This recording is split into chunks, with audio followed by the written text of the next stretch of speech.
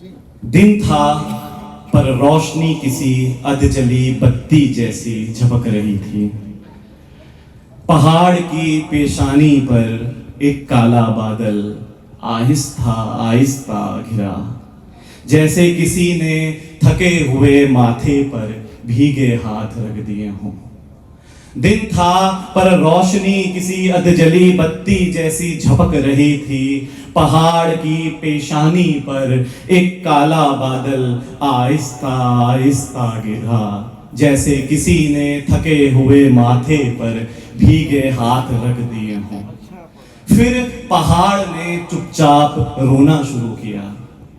पहले हल्की सी सिसकी, फिर पत्थरों के टूटने की आवाज, और उसके बाद पानी का वो शोर जो सिर्फ तब आता है जब कोई अपना घर छोड़ रहा हो। और नदी जिसकी नसों में बर्फ का मीठा लहू बहता था, और नदी जिसकी नसों में बर्फ का मीठा लहू बहता था, इस बार अपने ही किनारों से बदला लेने उतरी। उसने खेत, मवेशी, चूल्हे सबको अपने आंचल में समेट लिया, जैसे कोई मां अपने बच्चों को आखिरी बार छुपा रही हो। लेकिन ये सिर्फ बादल का गुस्सा नहीं था, ये उन हथौड़ों की गूंज थी जो पहाड़ की पसलियों में घुसी हुई थी। लेकिन ये सिर्फ बादल का गुस्सा नहीं था, ये उन हथौड़ों की गूंज थी जो पहाड़ की पसलियों में घुसी थी। उन मशीनों का भी शोर था जिन्होंने नदियों की धड़कन को बांध दिया था। उन मशीनों का भी शोर था जिन्होंने नदियों की धड़कन को भी बांध दिया था। ये विकास की वो तेज चाल थी जो अपनी ही परछाई से ठोकर खा चुकी थी। अब धराली के आंगन में ना अधपकी रोटियां और ना आधी बुनाई है। अब धराली के आंगन में ना अधपकी रोटियां और ना आधी बुनाई है। बस काई लगी चुप्पी है, पगडंडी का नक्शा बह चुका है, और गांव का नाम सरकारी फाइलों में प्रभावित क्षेत्र बन गया है।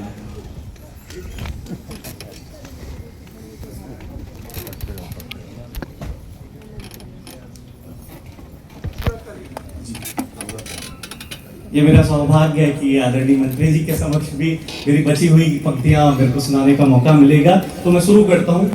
अब धराली के आंगन में ना अधपकी रोटियां और आधी बुनाई है, बस काई लगी चुप्पी है, पगडंडी का नक्शा बह चुका है, और गांव का नाम सरकारी फाइलों में प्रभावित क्षेत्र बन गया है।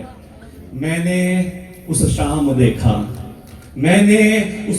देखा, सूरज ढल रहा था, पर उसकी रगों में आग नहीं थी, बस राख थी, और उस राख में एक पूरी सभ्यता की आखिरी गर्माहट धीरे धीरे ठंडी हो रही थी। अब जो बचा है वो टूटी दीवारों के सहारे खड़े लोग हैं, जो जानते हैं कि पहाड़ का मौसम कभी भी अपना मिजाज बदल सकता है। कल तक खेत थे, आज मलबा है, पर बीज की आदत है मिट्टी ढूंढ लेना। कल तक खेत थे, आज मलबा है, पर बीज की आदत है मिट्टी ढूंढ लेना। कल मलबा हटेगा तो फिर से खेत बो दिए जाएंगे, क्योंकि यहाँ जिंदगी हमेशा टूटने और बनाने के बीच झूलती है, क्योंकि यहाँ जिंदगी हमेशा टूटने और बनाने के बीच झूलती है। बादल फटते हैं, नदियां रास्ता बदल लेती हैं, और सर्दियां हड्डियों में उतर जाती हैं, फिर भी घर यहीं बनते हैं, क्योंकि यहाँ जिंदगी हमेशा टूटने और बनाने के बीच झूलती है। बादल फटते हैं, नदियां रास्ता बदल लेती हैं, सर्दियां हड्डियों में उतर जाती हैं, फिर भी घर यहीं बनते हैं, शादियां यहीं होती हैं, बच्चे इन्हीं पगडंडियों से स्कूल भी जाते हैं। धराली की तरह हर गांव जानता है, धराली की तरह हर गांव जानता है, पहाड़ पर जीना मतलब मौत के पड़ोस में रहना। धराली की तरह हर गांव जानता है, पहाड़ पर जीना मतलब मौत के पड़ोस में रहना।